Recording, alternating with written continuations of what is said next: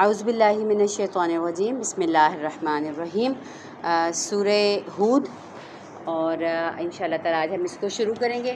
آج اس کو تو یہاں ہم اپنی کلاس میں پڑھیں گے، اور اس کے بعد پھر اس کی جو بقیہ جو رکوعات جو ہیں وہ رہ جائیں گے، پھر اس کو انشاءاللہ تعالی ہم کل اور پرسوں جو آن لائن ہماری کلاس ہوگی اس کی ریکارڈنگ میں آپ کے ساتھ شیئر کر دوں گی، اس میں اس کو مکمل کر لیں گے، ٹھیک ہے۔ تو الف لام را کتاب احکمت آیاتہ ثم فصلت من لدن حکیم خبیر۔ الف لام را یہ فرمان ہے جس کی آیتیں پختہ ہیں اور کھول کر بیان کی گئی ہیں، ایک دانا اور باخبر ہستی کی طرف سے، اور اس میں کہا کیا گیا ہے کہ اللہ تعبدوا الا اللہ، کہ اللہ کے سوا کسی کی بندگی نہ کرو، اور میں اسی کی طرف سے تم کو ڈرانے والا بھی ہوں اور بشارت دینے والا بھی ہوں۔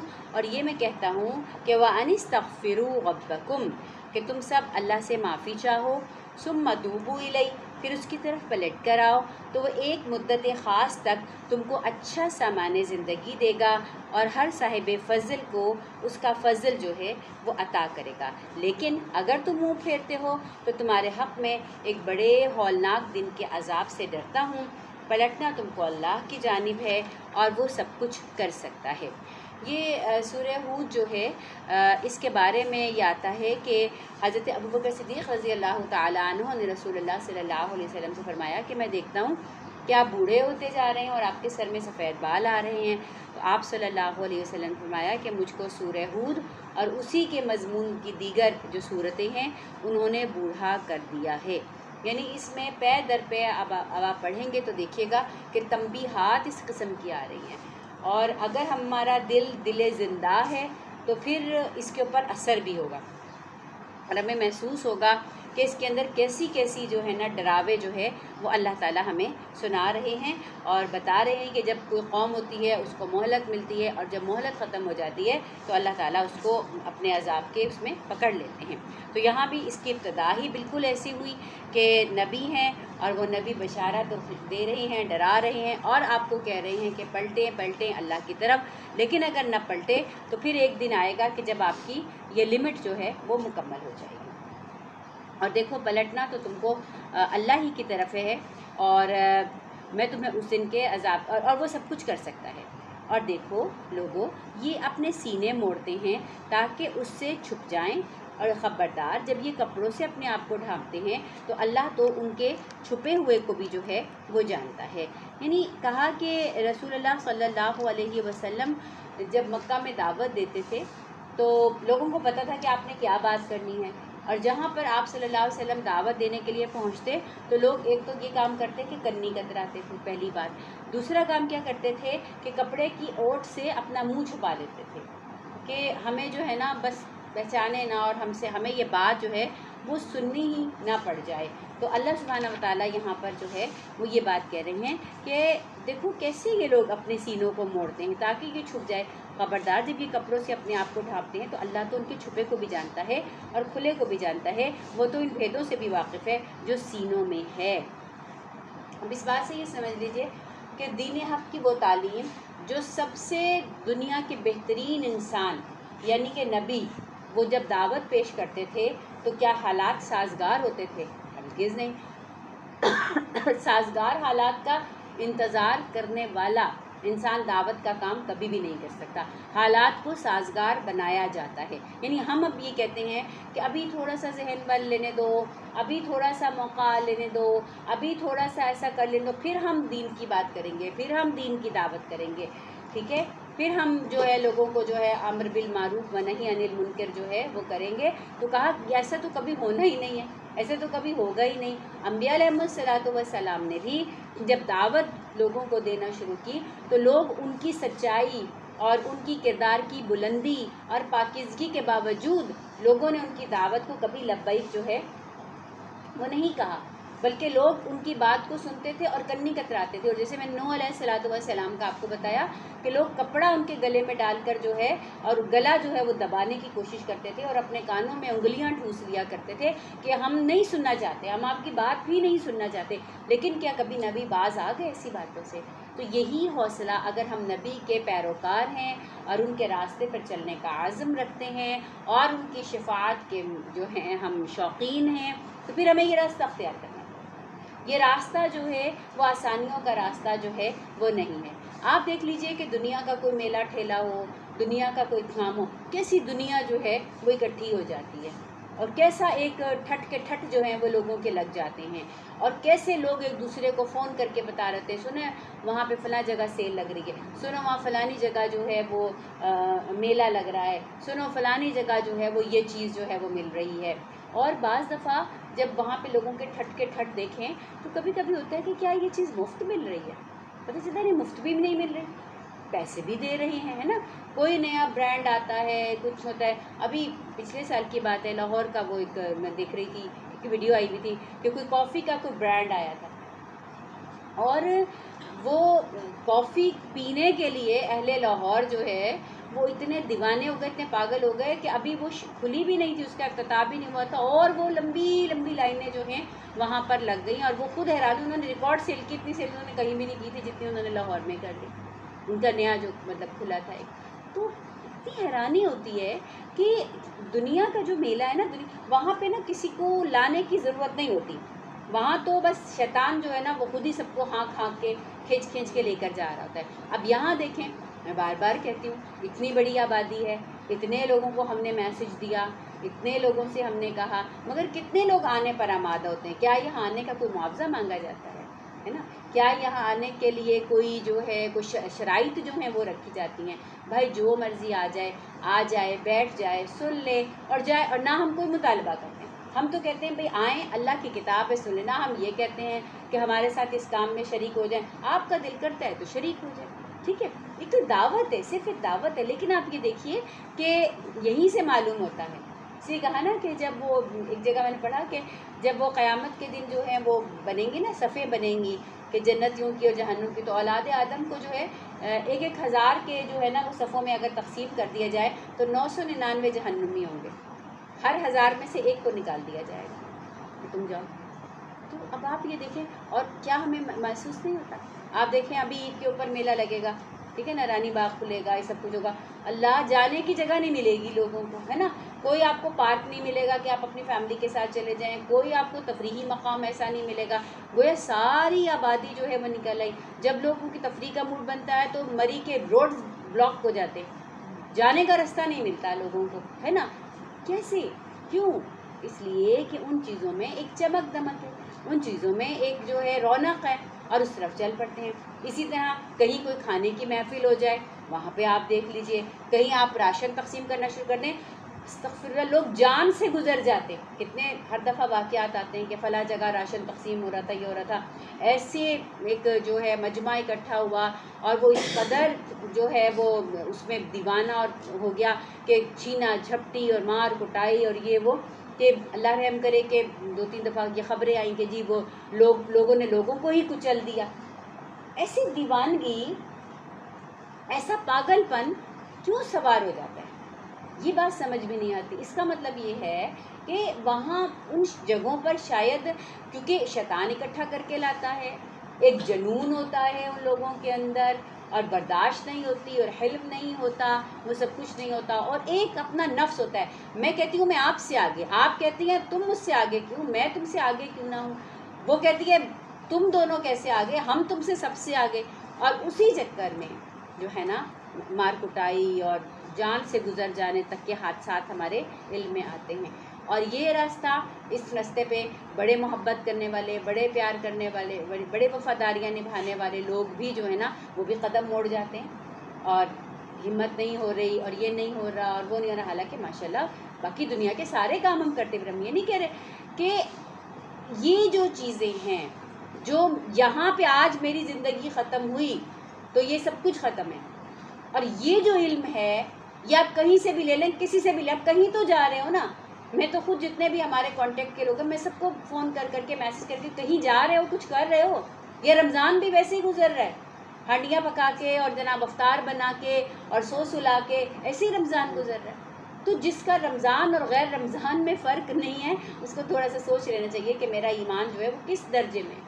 اور ہم نے یہ سوچ لیا کہ بس ہم روزے رکھ کے ہم جو ہے وہ ساری چیزوں سے بس اب فارغ جو ہے وہ ہو گئے، تو ہرگز نہیں۔ جس نے سیکھ لیا ہے وہ سکھانے کے لیے اٹھ جائے، جس نے نہیں سیکھا تو وہ کم از کم جو ہے سیکھنے کے لیے تو آئے، اور سیکھنے کے لیے نہ کوئی عمر ہوتی ہے، نہ کوئی حد ہوتی ہے، اور نہ کوئی انتہا ہوتی ہے نا.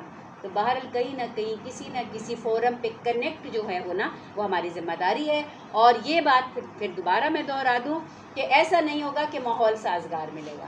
ماحول کبھی بھی سازگار نہیں ہوتا. ماحول کو آپ کو اور مجھے جو ہے وہ سازگار کرنا ہے، اور ماحول سازگار نہیں بھی ہوتا، نہیں بنتا ماحول. آپ تو کھڑے ہو جائیں، آپ خود کھڑے ہو جائیں. کل کو آپ نے اللہ تعالیٰ کے سامنے جو ہے یہ تو گواہی دینی ہے نا کہ ہم تو کھڑے تھے نا. کہا کہ جب وہ قیامت کا دن ہوگا تو ہر نبی کے ہاتھ میں ایک جھنڈا ہوگا، اور اس کے جو امتی ہیں نا ان کے پیچھے، اس جھنڈے کے پیچھے چلے جا رہے ہوں گے. کچھ انبیاء علیہم الصلوۃ والسلام ایسے ہوں گے کہ ان کے پیچھے ایک بھی ان کا امتی نہیں ہوگا، کوئی پیروکار نہیں ہوگا، اکیلے وہ جو ہیں وہ چلے جا رہے ہوں گے. اور امت محمدیہ صلی اللہ علیہ وآلہ وصحبہ وسلم میں کئی ایسے لوگ ہوں گے کہ جن کے پیچھے بہت سارے لوگ چلے آ رہے ہوں گے، کیونکہ اس امت نے ختم نبوت کے بعد دعوت اللہ کا کام جو ہے وہ کیا تھا. ٹھیک ہے، تو جن کے ساتھ جو لگ کے، بے شک پیروی تو سب محمد الرسول اللہ صلی اللہ علیہ وآلہ وصحبہ وسلم کی کریں گے، لیکن جس زمانے میں، جس دور میں جس نے جس کے پیچھے چل کے، جس کے ساتھ لگ کر دین کی محنت کی ہوگی، تو کیا خیال ہے وہ سب ایک دوسرے کو وہاں پہچان کے سب سے پہلے تو وہ ایک دوسرے کو گلے ملیں گے، سب سے پہلے تو وہی لوگ ایک دوسرے کو مبارکباد دیں گے، سب سے پہلے تو پھر وہی لوگ تو پھر ایک دوسرے کے ساتھ ہو جائیں گے نا. حضرت علی حجویری رحمۃ اللہ علیہ کس قدر ان کا کی دعوت ہے. حضرت شاہ ولی اللہ رحمۃ اللہ علیہ کس قدر ان کا کام ہے کہ قرآن پاک کا ترجمہ ہی جو ہے انہوں نے مطلب فرسٹ ٹائم جو ہے وہ کیا کہ غیر عربی لوگ ہیں، ہمیں نہیں قرآن سمجھ میں آتا. تو کیا خیال ہے کہ ایسے لوگ جو ہیں جنہوں نے دین کی خاطر محنت کی، دین کی خاطر کام کیا، اور اللہ کے لیے مارے مارے پھرے اور لوگوں کی باتیں سنی، اور وہی جو کار نبوت نے جو ایک بوجھ تھا جو انبیاء نے کیا، انبیاء سے سیکھ کے اس کو آگے لے کر چلے. ٹھیک ہے، تو پھر کیا خیال ہے کہ اللہ سبحانہ و تعالیٰ کیا ان کو ایسے ہی چھوڑ دے گا؟ اللہ بھی ان کو پروٹوکول دے گا. اچھا، پھر ایک چیز ہم اور پڑھتے ہیں کہ انبیاء علیہم الصلوۃ والسلام سفارش کریں گے. یہی ہے نا ہماری کہ بھئی وہ گواہ بن کے پیش ہوں گے اور وہ سفارش کریں گے. دراصل اللہ سبحانہ و تعالیٰ نے ایک پروٹوکول رکھا ہے. دنیا میں جن بیچاروں کی نہیں سنی جاتی نا، قیامت کے دن لوگ ان کے آگے کھڑے ہوں گے پرچیاں لے لے، اور ان کے آگے جو ہے نا وہ منتیں کریں گے، آپ ہماری سفارش کر دیں، آپ ہماری جو ہے نا یہ کر دیجئے. تو اللہ نے کہا کہ دنیا میں تو انہوں نے ٹھکرایا، دنیا میں تو انہوں نے آپ کو ہلکا سمجھا، آپ کے اخلاق کی بنا سے پر، آپ کے کردار کی بنا پر، کیونکہ آپ کے کردار میں ایسا کوئی مطلب چیز ہی نہیں تھی بظاہر کہ جس کو دیکھ کر ہٹو بچو والی صورت جو ہے وہ کوئی ہوتی کہ آگے آگے جو ہے ہرکارے پکار رہے ہوتے ہیں کہ جی سلامت بادشاہ سلامت آ رہے ہیں، یا فلاں آ رہا ہے، یا یہ آ رہا ہے. ایسی کوئی بات نہیں تھی. وہی درویشانہ سے ایک انداز تھا. خود رسول اللہ صلی اللہ علیہ وسلم کے لیے آتا ہے کہ جب مسجد نبی میں لوگ آتے تھے اور وفود آتے تھے اور باہر سے لوگ آتے تھے، وہ پہچان نہیں سکتے تھے کہ محمد رسول اللہ صلی اللہ علیہ وسلم کون ہے اور اصحاب رسول صلی اللہ علیہ وسلم کون ہے، بلکہ کہا کئی دفعہ لوگوں کو حضرت ابوبکر صدیق رضی اللہ تعالیٰ عنہ پہ گمان گزر جاتا تھا کہ وہ پیغمبر تو نہیں ہے، اس لیے کہ وہ ذرا بڑی عمر کے تھے، تو آپ صلی اللہ علیہ وسلم سے بڑے تھے. تو وہ لوگ عموماً یہ سمجھتے ہیں کہ جو بڑی عمر کا آدمی ہوگا وہی ہوگا. تو وہ کئی دفعہ ان کو، تو آپ صلی اللہ علیہ وسلم اپنے لیے کوئی ایسی جگہ، کوئی ایسا مقام، کوئی ایسا سٹیٹس پسند بھی نہیں کرتے تھے کہ جس میں بہت نمایاں جو ہے آپ صلی اللہ علیہ وسلم ہو جائے. تو کیا خیال ہے جب دنیا ایسے گزاری ہوگی اللہ کے لیے، اللہ کے لیے جب اپنے آپ کو گرا کر، اب جب طائف کا جو ہم پورا واقعہ پڑھتے ہیں تو آپ یہ بتائیے کوئی بھی ایک صحیح العقل انسان ہو، ٹھیک ہے، جس کے اللہ کا اگر خوف نہیں ہو، صرف اگر اپنا کام ہو اور اپنا مقصد ہو، تو کوئی اتنی تکلیف برداشت کرے گا؟ کوئی بھی نہیں کرے گا. چھوڑو، دفع کرو، ہمیں کیا لگی، کہنا تھا کہہ دیا. لیکن کتنی جو دل سوزی کے ساتھ، کتنی جو ہے نا وہ فکر مندی کے ساتھ بادشاہوں کو خطوط لکھوائے جا رہے ہیں، اور جو آنے والے لوگ ہیں ان کو پیغام دیے جا رہے ہیں، جو تجارتی قافلے ہیں ان تک جو ہے پیغامات جو ہے وہ بھیجے جا رہے ہیں. کس لیے کہ وہ دل سوزی جو اللہ سبحانہ نے ان کو دی ہے، اور وہ جو ذمہ داری ان کو دی ہے، ان کو پتہ ہے کہ اس ذمہ داری کی جواب دہی بھی ہونی ہے. تو یہی جواب دہی میری اور آپ. تو اگر ہم انبیاء کے پیروکار ہیں، ان کے طریقوں پہ چل رہے ہیں، تو مت اس بات کو دیکھیں کہ لوگ منہ بناتے ہیں، مت دیکھیں اس بات کو کہ لوگ ہم سے کنی جو ہے وہ کتراتے ہیں. ہم اپنی بات کو مؤثر طریقے سے جو ہے وہ لوگوں کے سامنے پیش کرتے ہیں. ہاں، اس میں جو نقطہ جو ہے جس کا ہمیں خیال رکھنا ہے وہ یہ کرنا ہے کہ اپنی بات کو تھوڑی حکمت کے ساتھ جو ہے وہ بیان کریں، اور اگر مجھے بات بچوں سے کرنی ہے تو میرا لیول بچوں والا ہونا چاہیے. یہ نہیں ہے کہ میں ایک رٹو طوطے کی مانند ایک تقریر رٹ لوں، آپ کے سامنے بھی وہی کر دی، ان کے سامنے بھی وہی کر دی، بچوں کے سامنے بھی وہی کر دی، ینگ بچیوں کے سامنے بھی وہ کر دی. ایسے نہیں ہے، دعوت حکمت کے ساتھ ہے. ٹھیک ہے، تو وہ حکمت ضرور ہم سیکھ لیں، کب کہاں کیسے کیوں کر ان کو جو ہے وہ اپنے ساتھ جو ہے وہ لگایا جا سکتا ہے، کیسے خوشگوار طریقے سے ہم ان کو دعوت جو ہے وہ دے سکتے ہیں. لیکن کسی بھی صورت میں وہ پھر جب انسان سوچتا ہے نا تو طریقے بھی آ جاتے ہیں. دیکھیے جب ڈاکٹر ہمیں بتاتا ہے نا کہ بھئی اب آپ نے پرہیز کرنا ہے، پھر ہم پرہیزی کھانے بھی پکانا سیکھ لیتے ہیں. جب ہمارے بچے اسکول جانا شروع ہوتے ہیں تو پھر ہم لنچ باکس والی ریسیپیز نکال کر نا وہ بھی سیکھ لیتے ہیں نا. کبھی کوئی ایسا مسئلہ ہوتا ہے کہ ہمیں کہا جاتا ہے کہ لیکوڈ چیزیں کھائیں، پھر ہمارا وہ ایک طرح کی چیز کھانے سے دل بھر جاتا ہے، پھر ہم ریسیپیز تلاش کرتے ہیں، طریقے تلاش کرتے ہیں کیسے وہ جو چیز ہے ایسے ہم بنا لیں کھا لیں کہ وہ جو ہے وہ سیمی لیکوڈ بھی ہو جائے اور ہمیں ہضم بھی ہو جائے اور ذرا چسکا بھی آ جائے، تھوڑا سا ذائقہ بھی جو ہے وہ آ جائے. ساری باتیں سیکھتے ہیں نا.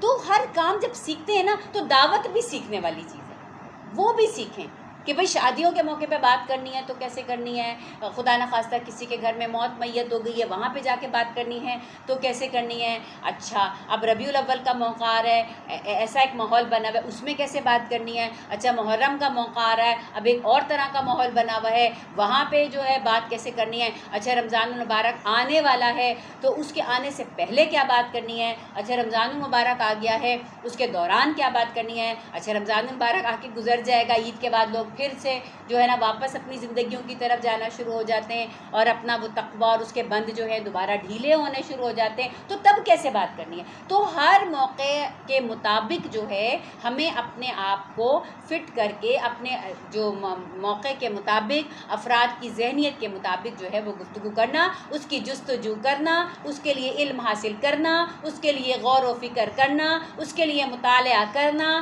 اور اس کے لیے جو ہے نا اللہ سے دعائیں مانگنا کہ اللہ جو میں کہوں میری زبان میں آپ اثر بھی پیدا فرما دیجئے اور مجھے صحیح بات اپنی طرف سے ایسی صحیح بات کرنے کی توفیق عطا فرمائیے جس سے مجھے یہ نہ ہو کہ لوگ کہیں سبحان اللہ، واہ بھئی واہ یہ کیا عمدہ بات کہہ دی. لوگوں کے لیے نہیں، بلکہ اپنی ذات کے لیے بھی نہیں، ریاکاری کے لیے بھی نہیں، اپنے تقویٰ کے جو ہے اس کے لیے بھی نہیں کہ جی میرے تقویٰ کا بڑا جو ہے وہ ایک بن جائے اور میری جو پہچان جو ہے وہ یہ سب کچھ ہو جائے. ہاں اللہ اگر خود ہی آپ کی پہچان برباد ہے تو ماشاءاللہ سبحان اللہ، ٹھیک ہے. لیکن میں یہی چاہوں کہ میرے اوپر ایک ذمہ داری، میری پہچان کیا رہے کہ یہ امت محمدیہ صلی اللہ علیہ وآلہ وصحبہ وسلم کا ایک ادنا بندہ ہے، ایک ادنا بندی ہے، اور اس نے وہ جو ذمہ داری محمد رسول اللہ صلی اللہ علیہ وسلم نے امت کے مردوں پہ دی ہے، امت کی عورتوں کے اوپر بھی دی ہے. امت کی عورتوں میں کون کام کرے گا؟ عورتیں ہی کام کریں گی نا. تو اس لیے بس میں ادنا سی یہ ذمہ داری، اب اگر اس کام کو کرنے میں نہ میری کوئی مزدوری ہے، نہ میرا کوئی لالچ ہے، نہ مجھے کوئی پروٹوکول چاہیے، کچھ بھی نہیں چاہیے، اگر میں اس کو کرتے ہوئے مر جاؤں اور اللہ سبحانہ و تعالیٰ سے میں اجر کی طلبگار ہوں تو سمجھے بہت نفع کا سودا کر لیا. اور اگر اس میں کہیں کہیں شیطان کوئی ریاکاری ڈالنے کی کوشش کرتا ہے تو استغفار سب سے زیادہ بنتا ہے. استغفار جو ہے وہ اللہ سے کرتے رہیں اور ہدایت کی طلب جو ہے وہ اللہ تعالیٰ سے مانگتے رہیں. اور بس جو بات مین تھی کہنے کی کہ حالات کی سازگاری کا انتظار مت کیجئے، حالات اپنے حق میں خود جو ہیں وہ سازگار کریں اور بات کو لوگوں کے سامنے رکھیے. اور دیکھو یہ لوگ، اچھا یہ بات ہو گئی. اچھا زمین پر چلنے والا کوئی جاندار ایسا نہیں جس کا رزق اللہ کے ذمے نہ ہو اور جس کے متعلق وہ نہ جانتا ہو کہ وہ کہاں رہتا ہے، کہاں سونپا جاتا ہے، سب کچھ ایک صاف کتاب میں درج ہے. کاش کہ ہمارا ایمان اس آیت کے اوپر بن جائے. وَمَا مِن دَابَّةٍ فِي الْأَرْضِ، زمین پہ چلنے والا کوئی جاندار ایسا نہیں جس کا رزق اللہ کے ذمے نہ ہو. اللہ سبحانہ و تعالیٰ جو ہے وہ ان مچھلیوں کو کہ جو پانی کی تہہ کے اندر ہے، اللہ سبحانہ و تعالیٰ ان کو بھی رزق جو ہے وہ دے رہے ہیں. ایک بچہ جو ماں کے پیٹ کے اندر جو ہے وہ پل رہا ہوتا ہے، اللہ سبحانہ و تعالیٰ اس کے رزق رسانی کے بھی ذمہ دار ہیں. ابھی وہ دنیا سے آیا نہیں ہوتا تو اللہ تعالیٰ اس کی ماں کے اندر وہ ہارمونز پیدا کر دیتے ہیں کیونکہ وہ ابھی کوئی روٹی کھانے کے، کوئی سالڈ چیز کھانے کے قابل نہیں ہوتا. تو اللہ تعالیٰ وہ رزق اس کے لیے اس کی ماں کی چھاتیوں میں پیدا کر دیتے ہیں کہ جس رزق کا متبادل دنیا میں نہیں ہے. ساری دنیا مان گئی کہ جو مدر فیڈ ہے اس کے مقابلے کی کوئی چیز جو ہے وہ دنیا کے اندر نہیں ہے۔ اور پھر اس مدر فیڈ کو اللہ سبحانہ و تعالیٰ نے ایسا معزز، ایسا مکرم، ایسا محترم کر دیا کہ جس کو مدر فیڈ جو ہے بچے کو کرا دی، آپ اس کی ماں بن گئی۔ ایسی عزت اللہ سبحانہ و تعالیٰ نے جو ہے وہ عطا فرما دی۔ تو اللہ نے میری اولاد کا، ہم سب کا ذمہ اٹھایا ہوا ہے رزق کا۔ جو رزق رسانی کے ایک حلال اور جائز ذرائع ہیں بالکل وہ اختیار کیجئے، جو اس کے لیے سکلز سیکھنی ہے بالکل وہ کیجئے، لیکن ایسا اس میں اپنے آپ کو کھپا دینا کہ اب اس وقت کی جو داستان جو بنی ہوئی ہے، جو زندگی ہمارا ایک پیٹرن جو زندگی کا چل رہا ہے، وہ کیا چل رہا ہے کہ آدمی بنے ہوئے ہیں کولو کے بیل، کما کے لے کر آ رہے ہیں، اور ماں بنی ہوئی ہے گویا کہ ایک خادمہ، ٹھیک ہے، اس کا کام یہی ہے، یہ نہیں کھانا، اچھا پھر میں یہ منگا کے دیتی ہوں، اچھا یہ نہیں کھانا، اچھا میں یہ تیار کر کے دیتی ہوں، اور بس بچوں کی اور بچے کسی بات سے راضی نہیں ہوتے، بچے کسی بات سے خوش نہیں ہوتے۔ جتنی ہمیں اپنے بچوں کے شکم کی فکر ہے، پیٹ کی فکر ہے، اس روح کی آبیاری کس نے کرنی ہے؟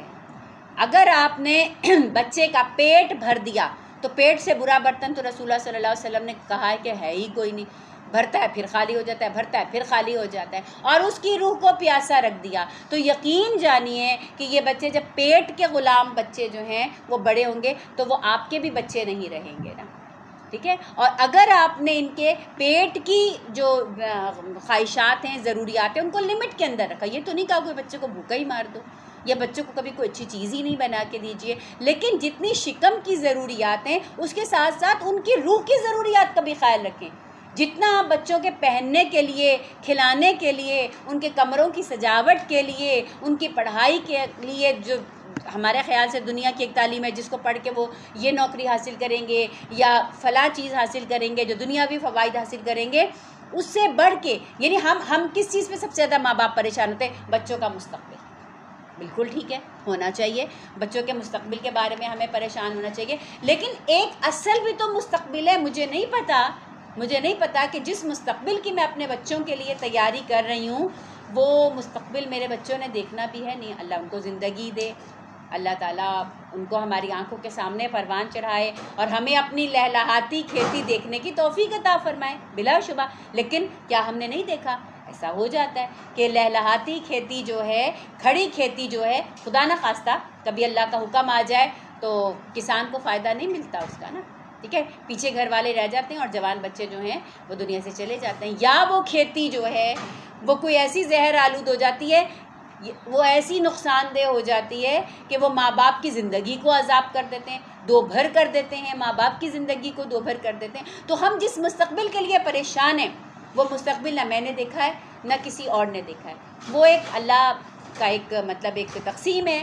وہ ایک ہے اللہ کی مشیت کے ساتھ ہے، لیکن جو اصل مستقبل ہے، اگر مستقبل کی اتنی ہمیں فکر ہے نا تو پھر ہم اس مستقبل کا بھی تعین کر لیں کہ کون سا مستقبل، وہ مستقبل جو الٹیمیٹلی میں نے اور آپ نے بھی دیکھنا ہے اور ہمارے بچوں نے بھی دیکھنا ہے، ٹھیک ہے۔ ہمارے بچے اگر ہمارے بعد اللہ کرے جیتے رہے تو اور وہ کتنا جی لیں گے، ہمارے بعد شاید 25 سال جی لیں، 30 سال جی لیں، 40 سال جی لیں، ڈیفینیٹلی پھر ان کو بھی اسی منزل کی طرف جانا جس پر ہم پہلے جا چکے ہوں گے، اور خدا نہ خواستہ اگر وہ ہم سے پہلے اس مستقبل کی طرف روانہ ہو گئے تو پھر کیا ہوگا۔ تو ہم اس بات کی زیادہ فکر کریں کہ وہ مستقبل جو بچوں کو کل پیش آنا ہے وہ آخرت کا مستقبل ہے، اس آخرت کے دن کی ہم نے تیاری جو ہے وہ کیا کی ہے۔ تو رزق جو آپ نے بچوں کو دینا ہے وہ جسمانی بھی ہے اور روحانی بھی ہے۔ آپ کی گود میں جو بچہ پلے گا، آپ نے صرف اس کو جو ہے وہ دودھ ہی نہیں پلانا، اس کو کھانا ہی نہیں کھلانا، بلکہ اس کی روح کی بھی آبیاری جو ہے وہ کرنی ہے۔ اور اب تو جو ریسرچز ہیں وہ کیا پروف کرتی ہیں، وہ کہتے ہیں زندگی کے 4-5 ابتدائی سالوں کے اندر بچے کا ذہن جو ہے وہ خالی سلیٹ کی مانند ہوتا ہے، اور بچہ تو بن چکا ہوتا ہے اس وقت، اس کی ذہن کی جو وہ ڈائریکشن ہے نا وہ طے کر دی ہوتی ہے۔ کس نے طے کر دی ہوتی ہے؟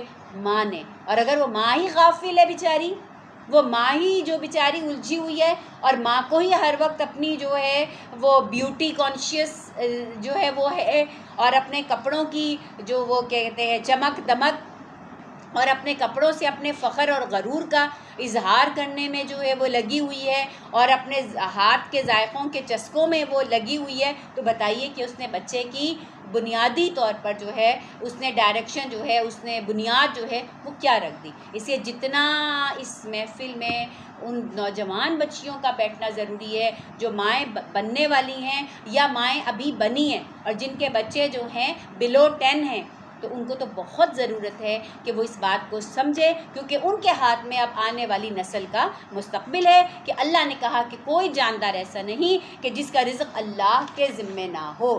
تو جس کی ذمہ داری اللہ تعالیٰ نے لی اس کی فکر ہمیں بہت زیادہ ہے، اور جس کی ذمہ داری آپ کو دی کہ قرآن کے اندر اللہ تعالیٰ نے اپنے نبی صلی اللہ علیہ وسلم کو کہا وانذر عشیرتک الاقربین، اپنے قریبی رشتہ داروں کو ڈرا دو. ٹھیک ہے. اور پھر ایک اور جگہ اللہ سبحانہ تعالیٰ کہتے ہیں، آیت مبارکہ کا مفہوم ہے کہ بھائی اپنی اولاد کو جو ہے وہ آگ سے بچاؤ. یہ تمہاری ذمہ داری ہے کہ تم اپنے اہل و عیال کو آگ سے بچاؤ. اور ہمیں اس کی کوئی ٹینشن ہی نہیں ہے، ہمیں اس کی کوئی فکر ہی نہیں ہے. اور جس رزق کے پیچھے ہم بھاگ رہے ہیں، شوہر بھی بھاگ رہا ہے اور بیوی بھی بھاگ رہی ہے، اور پھر بچوں کو بھی ہاتھ میں لے کے جو ہے نا ہم وہی راستے دکھا رہے ہیں کہ یہ کرنا، یہ والی جو ہے وہ سبجیکٹ پڑھو گے، یہ والی چیزیں پڑھو گے تو اتنی بڑی نوکری ملے گی، اور اتنے جو ہے وہ تنخواہ جو ہے وہ ہوگی، اور اتنے تمہیں جو ہے فیسلٹیز جو ہے وہ ملیں گی. تو بہرحال اگر صرف یہی مطمع نظر ہے تو غلط ہے. تو اللہ نے کہا میں تو اتنا تمہارے رزق کے معاملات اور تمہارے اوپر خبردار ہوں کہ میں تو یہ بھی جانتا ہوں کہ تم کہاں رہتے ہو، اور مجھے یہ بھی خوب علم ہے کہ تمہیں کہاں جو ہے وہ سونپا جاتا ہے. ہر انسان جب پیدا ہوتا ہے اس کی رہنے کی جگہ ہوتی ہے، اور ساتھ ساتھ پھر جب تک جس قبر کے اندر وہ دفن ہوگا اس مقام کا بھی اللہ سبحانہ و تعالیٰ کو علم ہے. اور انسان جب اس مقام پر پہنچتا ہے تو فرشتے کو حکم دے دیا جاتا ہے کہ اب اس کی روح جو ہے وہ قبض کر لو. ابھی ہم نے وہ دیکھا تھا نا، ایک وہ حادثہ ہوا تھا جس میں ایک پاکستانی عرب پتی اور ان کا بیٹا جو ہے وہ سمندر میں ٹائٹینک جو ہے وہ دیکھنے کے لیے گئے تھے. اب دیکھیے کہ ان بیچاروں کی جو ہے وہ موت کی جگہ وہ اللہ تعالیٰ نے لکھی ہوئی تھی، ہے نا، کہ اتنے پیسے دے کر اتنا خرچ کر کے وہ خود چل کے وہاں پر پہنچے، اس لیے کہ وہ جن مچھلیوں کی خوراک بننی ہوگی انہوں نے، وہ جس جگہ پہ ان کی روح قبض ہونی ہوگی، انسان چل کے وہاں تک پہنچتا ہے. تو یہ اللہ کے ایک لامحدود علم کا ایک حصہ ہے کہ کہاں کہاں آپ رہیں گے، کہاں کہاں آپ کے قدم پڑیں گے اور کہاں پر آپ سونپے جائیں گے. یہ سب کچھ جو ہے وہ ایک لکھا ہوا ہے کھلی کتاب میں. اور وہی ہے جس نے آسمان اور زمین کو 6 دنوں میں پیدا کیا، اور جبکہ اس سے پہلے اس کا عرش پانی پر تھا. یہ سائنٹیفکلی بھی یہ بات پروو ہو گئی ہے کہ دنیا میں جب کچھ بھی نہیں تھا تو پانی تھا، اور اللہ کا عرش بالکل ایک فزیکل چیز ہے. ٹھیک ہے. یہ وہ چیزیں ہیں دیکھیے جس کی نا یہ قرآن میں آتے ہیں نا، کچھ آیات محکم ہیں کچھ متشابہات ہیں. ٹھیک ہے نا، یعنی متشابہ سے مراد یہ ہے کہ آپ اس کی حیت اور اس کی چیز کو سمجھ نہیں سکتے، لیکن یہ بھی سمجھ میں آ رہا ہے کہ 8 فرشتے ہیں جنہوں نے اس کو اٹھایا ہوا ہے. اس کا مطلب ہے کہ وہ کوئی ایسی چیز نہیں ہے کہ جس کا وجود نہ ہو، اس کا وجود ہے. اور اللہ تعالیٰ اپنے عرش پر جو ہیں وہ موجود ہیں، یعنی 7 آسمان ہیں. 7 آسمان سے آگے جو ہے وہ کوئی ایک اور وہ کوئی جگہ ہے کہ جہاں پر وہ کہتے ہیں کہ پانی ہے، اور کیا ہے وہاں پر، ہے نا، وہ جو اس کا زمزم کا جو سورس نظر آ رہا ہے، اور جو حوض کوثر کا جو سورس ہوتا ہے نا وہ تو آسمان سے آ رہا ہے کہیں. تو وہاں کوئی ایسا پانی ہے کہ جس کا وہ سورس ہے. پھر وہاں پہ اللہ سبحانہ و تعالیٰ کی وہ جو کرسی ہے جس کے متعلق وسع کرسی السماوات والارض، اب وہ کیسی کرسی ہے ہمارے دماغ میں نہیں آتی کہ وہ کیسی جو ہے وہ کرسی ہوگی. اور وہیں پہ اللہ تعالیٰ کا عرش جس کو 8 فرشتوں نے جو ہے وہ تھاما ہوا ہے. تو دور، بہت دور، اور وہ کیا اس کی ایک شکل ہے، اور اللہ اپنے عرش پر جو ہیں وہ موجود ہیں. صرف مسلمان ہی نہیں بلکہ کافر بھی اس بات کو مانتے ہیں، وہ بھی کہتے ہیں اوپر والا ہے نا. سب اس بات کو مانتے ہیں کہ کوئی ہے نا، بے شک وہ اس کے ساتھ شریک کر دیں وہ ایک اور بات ہے، لیکن اس بات کو مانتے ہیں کہ وہ عرش والا اور وہ اوپر والا ہے نا. اور وہ جو دعا ہے نا، حسبی اللہ لا الہ الا هو علیہ توکلت وہو رب العرش العظیم، بہت ہی خوبصورت دعا ہے. اور یہ 7 دفعہ صبح پڑھنے کا حکم ہے، 7 دفعہ جو ہے وہ شام کو پڑھنے کا حکم ہے. اور اس میں ہے کہ حسبی اللہ، میرے لیے اللہ کافی ہے، لا الہ الا ہو، اس کے سوا کوئی معبود نہیں ہے. وہو رب العرش العظیم، جو اتنے عظیم عرش کا مالک ہے. تو میری تو جسے کہتے ہیں کہ حاجت، میری تو ضرورت اور میرا تو پرابلم جو ہے شاید اس کے لیے چونٹی جتنا بھی ویلیو نہیں رکھتا ہوگا. جس کے ہاتھ میں اتنی بڑی کائنات ہے اور اس کا نظام ہے، تو اس کے لیے تو میرے معاملے کی حیثیت کا ایک نقطے کی مانند جو ہے میری ایک بچہ دیکھیں نا، جتنا چھوٹا ہوتا ہے بچہ، وہ ایک بچے کو اگر آپ ایک آئس کریم بھی لے دیں گے نا 50 روپے کی 100 روپے کی بچہ اس پر بھی راضی ہو جاتا ہے. اس کے لیے آئس کریم ہی ایک بڑی دولت ہے, اس کے لیے آئس کریم ہی جو ہے نا ایک بڑی ایک چیز ہے دنیا کی. لیکن آپ کے لیے آئس کریم کی کوئی ویلیو جو ہے وہ نہیں ہے, تو اللہ کی ہستی تو کہیں بڑی ہے اس چیز سے. تو شاید وہ جتنی ایک بچے کے لیے آئس کریم کی ویلیو ہو, تو میرے لیے شاید میری زندگی کی سب سے بڑی خواہش کی بھی اللہ کے نظر میں اتنی کوئی وہ مشکل نہیں ہے, کوئی ناممکن جو ہے وہ اللہ تعالیٰ کے لیے نہیں ہے. تو یہ ساری چیزیں جو ہے نا اللہ کے زبردست ہونے کا, اللہ کے جو ہے اقتدار ہونے کا, کہ صاحب اقتدار ہے اس کے ہونے کا, اور اللہ کی ہیبت اور اللہ کا رعب اور اللہ کی قوت, اس کی جو ہے نا یہ چیزیں جو ہیں ہمیں یقین دہانی کراتی ہیں. اس لیے یہ آیات جو ہے نا اس کے پورے زور کے ساتھ جو ہے اور تدبر کے ساتھ جو ہے ہمیں سوچنی چاہیے کہ اللہ نے کہا کہ آسمان اور زمین کو 6 دنوں میں پیدا کیا, یعنی کہ وہ جو زمین تھی اللہ سبحانہ تعالیٰ نے اس کو پیدا کیا, پھر آسمان جو پیدا کیے, اور پھر 6 دنوں کی مختلف ترتیب ہے کہ دریا سمندر پیدا کیے, اور پھر پہاڑ پیدا کیے, اور پھر حیوانات پیدا کیے. اور وہی جو میں نے آپ کو پہلے بتایا کہ اللہ کی تو طاقت یہ تھی کہ اللہ تعالیٰ کے فرماتے کن ہو جا اور فیکون, سب کچھ ہو جاتا. لیکن اللہ سبحانہ تعالیٰ نے بالترتیب کام کو کرنا جو ہے وہ پسند کیا. تو ہمیں بھی یہی کہا ہے کہ ایک دم سے نہ یوں کر لو بلکہ بالترتیب. اور تقویٰ کی سیڑھیاں بھی جو ہے نا وہ ایک ایک ایک کر کے چڑھی جاتی ہیں. ایسے نہیں ہوتا وہ کوئی اللہ والا ہوگا کہ بالکل ادھر سے آیا اور بالکل مڑ گیا, ایکسیپشنز آر ایوری ویئر. لیکن عموماً دیکھیں اگر آپ ایموشنل ہو کر آئیں گے نا, ایموشنز کیا ہوتے ہیں وہ آج یہاں پر ہیں اور پھر ختم ہو گئے. ٹھیک ہے, ایموشنل تھوڑا ہونا ضروری ہے, ٹھیک ہے, ایک دفعہ تو ایموشنز ہی آپ کو لے کر آئیں گے, لیکن یہاں آنے کے بعد آپ کو کھوٹے سے باندھنا پڑے گا اپنے. ٹھیک ہو گیا. اگر آپ کھوٹے سے نہیں باندھیں گی نا اپنے آپ کو, تو کسی بھی وقت کوئی اور ایموشن آئے گا زبردست قسم کا, اور وہ آپ کو کھینچے گا اور دوسری طرف لے جائے گا. اس لیے ہم کہتے ہیں آتے تو ایک دفعہ آپ ایموشنز کے ساتھ ہیں. جو بندہ پہلی دفعہ دورہ قرآن سن رہا ہوتا ہے, جب پہلی دفعہ قرآن وہ ایسے لگتے ہیں کہ بس اب تو وہ ساری دنیا چھوڑ دیں گے. ٹھیک ہے, پھر کیا ہوتا ہے کوئی بندہ جب زیادہ پڑھ لیتا ہے پھر اس کو زیادہ آنے لگتا ہے, تو اللہ معاف کرے ہم کہتے ہیں بعض دفعہ کہ کیا ہوتا ہے لوگ سن سن کے سن ہو جاتے ہیں, اثر ہی نہیں ہوتا, اثر ہی نہیں ہوتا پھر. یعنی وہ آیتیں جس کو پہلی دفعہ پڑھ کے اتنے آنسو بہے ہوتے ہیں اور دل ایسا نرم جو ہے وہ ہوا ہوتا ہے, پھر کیا ہوتا ہے کہ جب دوبارہ ان آیات پہ سنتے ہیں تو دل کی وہ کیفیت نہیں ہوتی. تو یہاں فوراً استغفار کرنے کی ضرورت ہے, فوراً ڈرنے کی ضرورت ہے, فوراً اللہ سے رجوع کرنے کی جو ہے وہ ضرورت ہے کہ آخر کہاں پہ مطلب ہمارے اندر جو ہے وہ کمی رہ گئی. تو اللہ سبحانہ و تعالیٰ نے بالترتیب کام کرنے کو کہا, تو ہم بھی بالترتیب جو ہے چیزوں کو لے کے چلیں. ایک دفعہ آپ ایموشنل ہو کر آ گئے ہیں, آپ نے سن کر آپ ایموشنل ہو گئے, ٹھیک ہو گیا, بہت اچھا ہو گیا, لیکن بھاگنے کا چانس بھی بہرحال موجود ہے, کیونکہ آپ کے دروازے پہ کوئی دربان تو کسی نے بٹھایا ہوا نہیں ہے کہ آپ کو کوئی جانے والا جو ہے وہ مطلب کوئی آپ کو روکے گا یا آپ پہ کوئی جرمانہ لگائے گا یا آپ پہ سختی کرے گا.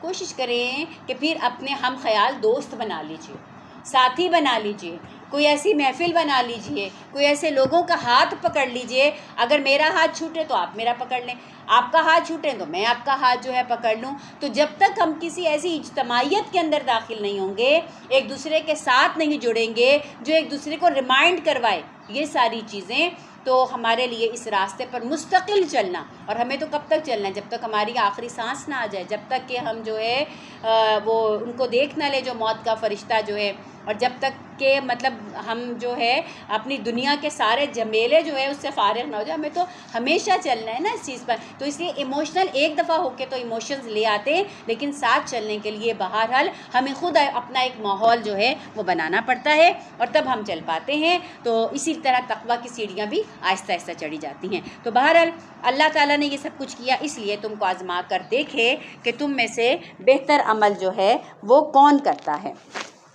اور پھر اے محمد صلی اللہ علیہ وسلم تم کہتے ہو کہ لوگوں مرنے کے بعد تم دوبارہ اٹھائے جاؤ گے, تو منکرین فوراً بول اٹھتے ہیں یہ تو جو بڑی جادوگری ہے, اور اگر ہمیں خاص مدت تک ان کی سزا کو ٹالتے ہیں تو وہ کہنے لگتے ہیں آخر کس چیز نے اسے روک رکھا ہے. سنو جب سزا کا وقت آئے گا کسی کے پھیرے سے پھیرے گا نہیں. یہی وہ چیز ہے جو ان کو آن گھیرے گی جس کا مذاق اڑاتے تھے. اب یہاں سارا ذہن بنانے کے بعد اللہ سبحانہ و تعالیٰ بتا رہے ہیں کہ ہر نبی جو ہے وہ آیا ہے اس لیے آیا کہ وہ تمہیں ڈرائے اور تمہیں بتائے کہ مرنے کے بعد تم مر نہیں جاؤ گے.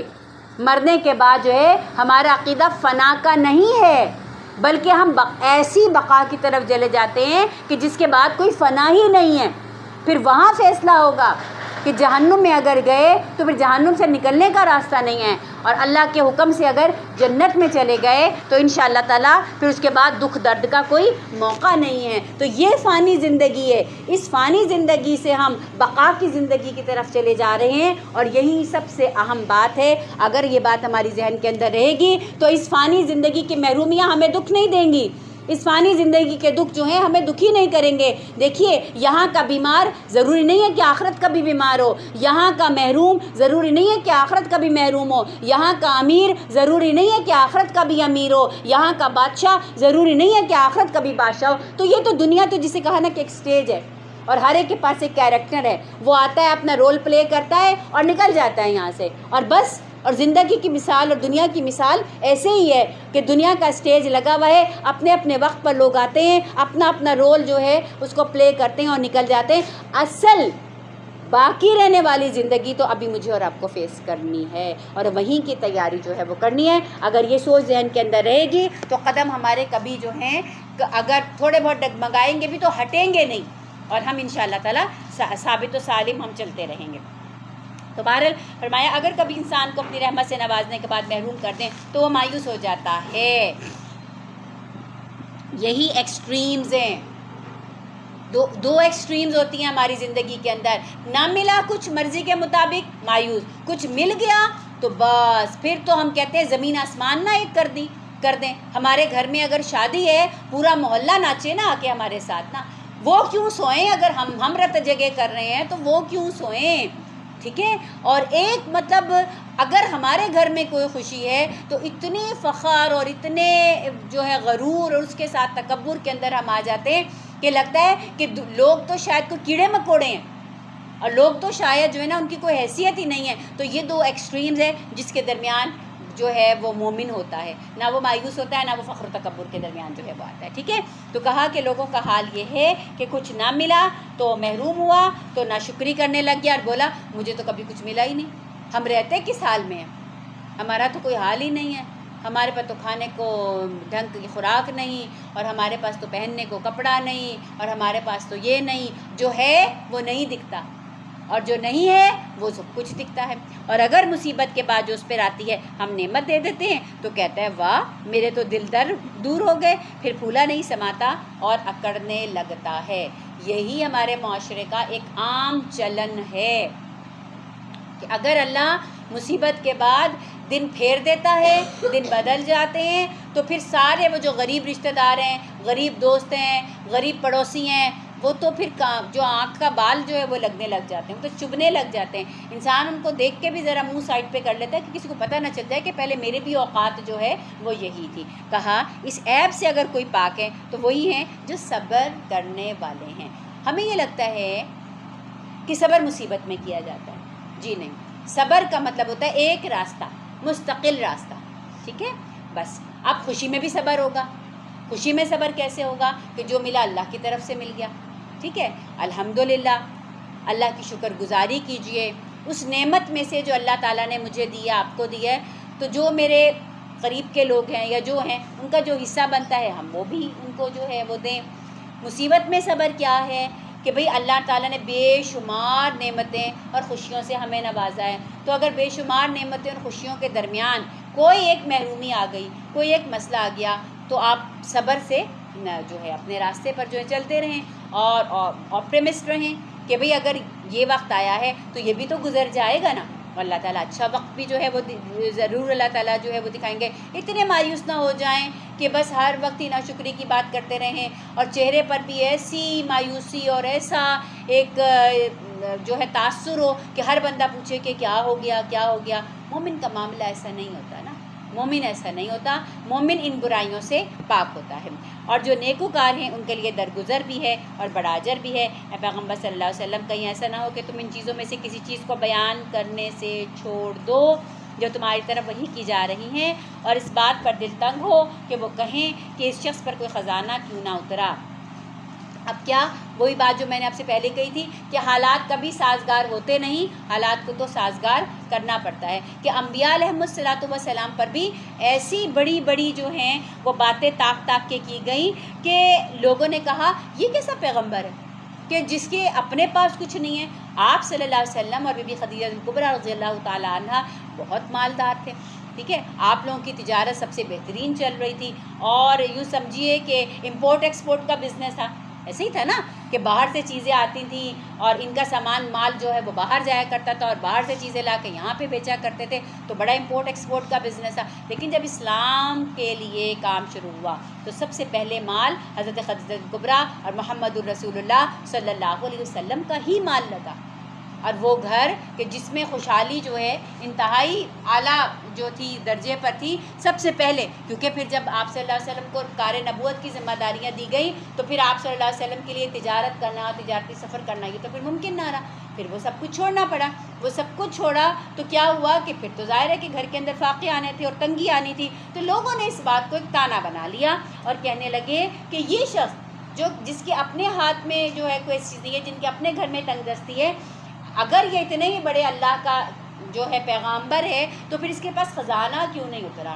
خزانہ ہوتا اور یہ خزانہ بانٹتا جو ہے وہ چلا جاتا، اور یا یہ کہ اس کے ساتھ فرشتہ کیوں نہیں آیا؟ مطلب یہ کہ اتنے جو ہے معصوم ہیں، اتنے بیچارے جو ہیں نا وہ اللہ والے ہیں کہ جب لوگ ان کا مذاق اڑاتے ہیں، جب لوگ ان کو تانے دیتے ہیں تو کوئی ان کے ساتھ جو ہے نا وہ فوج نہیں ہے، کوئی ان کے ساتھ جو ہے وہ ایسا دربان نہیں ہے کہ ایک کوئی بادشاہ بھی ہوتا ہے یا بادشاہ کو کوئی سفیر ہوتا ہے، اگر اس کی کوئی بے عزتی کرتا ہے یا اس کو کوئی تنگ کرتا ہے تو فوراً بادشاہ کے جو کیا کہتے ہیں ملازم ہوتے ہیں تو وہ فوراً اس کو جو ہے پکڑتے ہیں اور کہتے ہیں کہ تم نے اس کے ساتھ ایسے کیوں کیا؟ کہا یہ اتنے بڑے رب العالمین کا دعویٰ کر رہا ہے کہ میں ان کی طرف سے بھیجا گیا ہوں، تو پھر کوئی فرشتہ ہی ان کے ساتھ ہو جاتا کہ کم از کم کوئی اگر ان کا کہنا نہ مانتا اور ان کے ساتھ جو ہے زیادتی کرتا، اور زیادتیوں کی بھی آپ نے خود ہی دیکھا کہ کیسی کیسی زیادتیاں، کہ حرم پاک میں رسول اللہ صلی اللہ علیہ وسلم نماز پڑھ رہے ہیں اور سجدہ کر رہے ہیں، اور لوگ جو ہیں وہ اونٹ کی اوجھ لا کر جو ہے آپ صلی اللہ علیہ وسلم کو پھینک دی، مٹی پھینک رہے ہیں اور حملہ کرنے کے لیے آگے جو ہیں وہ بڑھتے چلے آ رہے ہیں اور باتیں بنا رہے ہیں، طواف کر رہے ہیں تو اللہ کے نبی صلی اللہ علیہ وسلم تو باتیں بنا رہے ہیں اور کیا کچھ نہیں۔ تو بہرحال تو ان کو اس بات میں بڑی حیرانی ہوتی تھی کہ یہ معصوم سا بندہ، یہ شریف النفس انسان جو ہے، اس کے ساتھ کوئی فرشتہ ہی آ جاتا جو ڈراوا ہی دے دیتا۔ تو اللہ اپنے نبی صلی اللہ علیہ وسلم سے کہہ رہے ہیں کہ اے نبی صلی اللہ علیہ وسلم انما انت نذیر، آپ تو بس ڈرانے والے ہیں، اور اللہ جو ہے ہر چیز کا خود جو ہے وہ حوالے دار ہے، یعنی کہ اللہ تعالیٰ ابھی دیکھ رہے ہیں، سب کچھ دیکھ رہے ہیں، اور کیا خیال ہے کہ اللہ تعالیٰ یہ سب کچھ بس دیکھتے ہی رہیں گے؟ نہیں، ایک دن آئے گا اللہ تعالیٰ یہ سارا نظام پلٹ دیں گے، اور پھر ہوا نا وہی مکہ شریف جہاں سے رسول اللہ صلی اللہ علیہ وسلم جو ہیں اس حال میں روانہ ہوئے کہ آپ کے سر کی قیمت جو ہے وہ 100 اونٹ جو ہے وہ لگائی جا چکی تھی، اور پھر اس مکہ کے اندر رسول اللہ صلی اللہ علیہ وسلم اس شان سے داخل ہوئے کہ تلواریں بھی نہیں چلیں اور کچھ بھی نہیں ہوا، اور پورا مکہ جو ہے وہ فتح ہو گیا۔ تو اللہ نے کہا اب کیسے یہ لوگ کیا سمجھتے ہیں ایسے ہی چلتا رہے گا؟ ایسا نہیں ہوگا، ایک دن آئے گا کہ سب کچھ جو ہے وہ پلٹ جائے گا۔ اور پھر اس کے بعد اللہ فرماتے ہیں کیا یہ کہتے ہیں کہ پیغمبر نے یہ کتاب خود گھڑ لی؟ کہو اچھا یہ بات ہے تو تم بھی ایسی ہی 10 صورتیں بنا کے لے جاؤ۔ دوبارہ ایک چیلنج آ گیا کہ قرآن کا یہ چیلنج کل بھی تھا اور آج بھی قرآن کا یہ چیلنج موجود ہے کہ ایک امی شخص، اس درجے کے امی تھے رسول اللہ صلی اللہ علیہ وسلم کہ آپ صلی اللہ علیہ وسلم کو اپنا نام بھی لکھنا اور پڑھنا نہیں آتا تھا، کہ جب وہ صلح حدیبیہ کا معاہدہ جو ہے وہ لکھا گیا اور اس پہ حضرت علی کرم اللہ وجہہ نے جو ہے وہ لکھ دیا کہ یہ عہد جو ہے محمد الرسول اللہ صلی اللہ علیہ وسلم کی طرف سے قریش مکہ کے ساتھ جو ہے وہ کیا جا رہا ہے، تو اسی وقت ان لوگوں نے اعتراض کیا، انہوں نے کہا اگر محمد الرسول اللہ ہی ہم مانتے تو جھگڑا کیا ہی کا تھا، ہم تو محمد صلی اللہ علیہ وسلم کو رسول اللہ نہیں مانتے، تو یہاں سے یہ مٹایا جائے، یہاں لکھو محمد بن عبداللہ صلی اللہ علیہ وسلم۔ تو آپ صلی اللہ علیہ وسلم نے، حضرت علی کرم اللہ وجہ نے وہ سارا معاہدہ لکھا، تو آپ صلی اللہ علیہ وسلم نے حضرت علی سے کہا کہ علی کاٹ دو، کوئی بات نہیں، معاہدہ ہو رہا ہے، معاہدہ کرو، ان کی بات چلو، اگر یہی کہہ رہے ہیں ان کی بات مانو۔ تو انہوں نے کہا یا رسول اللہ صلی اللہ علیہ وسلم میں تو یہ بیعت بھی نہیں کر سکتا کہ جہاں میں نے لکھا ہو محمد الرسول اللہ صلی اللہ علیہ وسلم، اس کو میں کاٹ دوں، اس کو میں مٹا دوں، میں نہیں مٹا سکتا اس کو نا۔ تو آپ صلی اللہ علیہ وسلم نے کہا اچھا پھر بتاؤ کہاں لکھا ہوا ہے؟ انہوں نے انگلی رکھ کے بتایا یہاں لکھا ہوا ہے محمد الرسول اللہ۔ تو آپ صلی اللہ علیہ وسلم نے اس کو وہاں سے خود ہی اس کو اریز کیا، اریز کر کے آپ نے کہا اب لکھ دو محمد بن عبداللہ، ٹھیک ہے، صلی اللہ علیہ وسلم۔ تو گویا اس درجے کا کوئی شخص امی ہو، اور کتاب کون سی لے کر آئے ہیں کہ جو بڑے بڑے عالم اور بڑے بڑے اذہان رکھنے والے اور بڑے بڑے اسکالرز جو ہیں آج بھی وہ عاجز ہیں، اس کے اندر کے گوہر اور موتی اور جواہر جو ہیں وہ نکلتے ہی چلے آ رہے ہیں، اور جتنے آج سمجھ میں آئے ہیں اگلے سالوں میں اس سے بھی زیادہ جو ہیں وہ سمجھ میں آ جائیں گے لوگوں کو۔ تو بات جو ہے اللہ تعالیٰ یہ کہتے ہیں خود گھڑ لی، ان کی عقل نہیں کام کرتی۔ اچھا اگر اتنا ہی آسان تھا کہ ایک امی شخص کے لیے اس کو گھڑنا، تو تم تو پڑھے لکھے بھی ہو نا، تم ذرا ملا لو، 2-4 اور لوگ مل جاؤ اور مل کے تم ایسی 10 صورتیں لے آؤ، اور اللہ کے سوا جو تمہارے معبود ہیں سب کو بلا دو، تم تو اکیلے بنائیے نا، تم سارے مل کے اس کو ٹرائی کر لو۔ اور اگر تم انہیں معبود سمجھتے ہو، بس اگر وہ تمہارے معبود تمہاری مدد کو نہیں پہنچ سکتے، تو فَاعْلَمُوا أَنَّمَا أُنزِلَ بِعِلْمِ اللَّهِ، تو پھر جان لو کہ یہ اللہ نے جو نازل کی ہے اللہ کے علم سے نازل ہوئی، اللہ کے سوا کوئی معبود نہیں ہے۔ پھر کیا تم اس کے آگے سر تسلیم خم کرتے ہو؟ فَهَلْ أَنْتُمْ مُسْلِمُونَ، کیا تم مانتے ہو، تسلیم کرتے ہو جو دنیا کی زندگی اور خوشنمائیوں کے طلبگار ہوتے ہیں؟ 2 باتیں آ گئی، ایک یہ کہ دنیا کی زندگی ظاہر ہے کہ دنیا میں ایک اٹریکشن ہے، اور دوسری چیز یہ کہ دنیا پرستی، دنیا کی خوشنمائی، اور انہی کے لیے تگ و دو کرتے ہیں، اور انہی کے لیے رات جگہ کرتے ہیں، اور انہی کے لیے محنت کرتے ہیں، اور انہی کے لیے کمائیاں کرتے ہیں، اور انہی کے لیے اپنی اولاد کو بھی تیار کرتے ہیں۔ تو بس پھر اللہ تعالیٰ کہتے ہیں ہم کیا کرتے ہیں، نوفی الیہم اعمالہم فیہا، ہم یہیں پر ان کے جو کارگزاری ہے، جو محنت ہے، ان کا پھل ان کو دے دیتے ہیں، ٹھیک ہے، اور اس کے بعد ان کے ساتھ اس میں کوئی کمی نہیں کی جاتی، مگر یاد رہے آخرت میں ایسے لوگوں کے لیے آگ کے سوا کچھ نہیں ہے۔ آج دنیا مزرعۃ الآخرہ، یہ بات ہمیشہ دماغ کے اندر رہنی چاہیے۔ فصل وہی ملے گی جو یہاں بوئی تھی، قبر میں فصل بونے کا ٹائم نہیں ہے، قبر تو آرام کرنے کا ٹائم ہے اگر ہم مومن ہیں، اور اللہ نہ کرے اگر نافرمان ہے تو پھر سزا لینے کا ٹائم ہے، ٹھیک ہے۔ یہی زندگی، اس کا ایک ایک وقت، اس کا ایک ایک لمحہ، اور آج کیا ہے، موسم بہار، یہ موسم بہار ہے۔ موسم بہار میں تو ایسے بھی کر کے کوئی بیج ڈال دیں تو اللہ اس کو جو ہے اس میں نمو پیدا کر دیتا ہے، اور وہ بہترین لہلہاتی ہوئی فصل نکل آتی ہے۔ تو الحمدللہ اللہ کی مہربانی سے ہم 10 دن کی مشقت، محنت اور تقویٰ کے کوشش کے ساتھ ہم اب رمضان کے دوسرے عشرے مبارک میں داخل ہو گئے ہیں۔ تو یہ سوچنے کی بات ہے 10 دن میں کیا میں نے جو ہے پایا، میں دیکھوں کیا میرا دل مطمئن ہے کہ جتنا مجھے کرنا چاہیے تھا اتنا میں نے کیا ہے، ٹھیک ہے۔ جیسے ہمارے گھر میں کوئی شادی ہوتی ہے، جیسے ہمارے گھر میں کوئی بڑا انتظام کا کام جو ہے وہ ہوتا ہے، ہم کیسے دن رات لگے ہوئے ہوتے ہیں، ہم کوئی اپنے آرام کا نہیں سوچ رہے ہوتے۔ میں حیران ہوتی ہوں لوگوں کے گھروں میں شادیاں ہوتی ہیں 6-6 مہینے پہلے شاپنگ چل رہی ہیں، 6-6 مہینے پہلے کلاسیں چھوڑ دی، کلاسوں میں آنا چھوڑ دیا، پڑھائیاں چھوڑ دی، سارا کچھ بھئی کیا بھئی وہ تاریخ رکھ دی نا، تو اب وہ ہال کا انتظام ہو رہا ہے، اب وہ مینیو بن رہے ہیں، اب وہ یہ ہو رہا ہے، اور پتہ نہیں کیا علم غلم کیا چیزیں ہوتی ہیں جس کو اتنی مصروف کر دیتی ہیں کہ ہم بھول جاتے ہیں۔ اور یہ صرف 29 یا 30 دن کی ایک جو ہے وہ ایک اللہ تعالیٰ نے ایک موقع ہمیں جو ہے ایک گولڈن اپرچونٹی جو ہے اللہ سبحانہ تعالیٰ دی ہے، کیا ہم اس میں بھی اپنے آپ کو اتنا ہی کھپا دیتے ہیں کہ دن رات کھپے ہوئے ہیں، نہ کھانے کا ہوش ہے، نہ آرام کرنے کا ہوش ہے، نہ ملنے جلنے کا ہوش ہے۔ بھئی ہمارے گھر میں کوئی نہیں، ہم تو شادی کی تیاریوں میں لگے ہوئے ہیں، ہم آج شاپنگ پہ جا رہے ہیں، اب ہمارے گھر میں پینٹ ہو رہے ہیں، اب ہمارے گھر میں پردے بدلے جا رہے ہیں، اب ہمارے گھر میں یہ والا کام ہو رہا ہے نا۔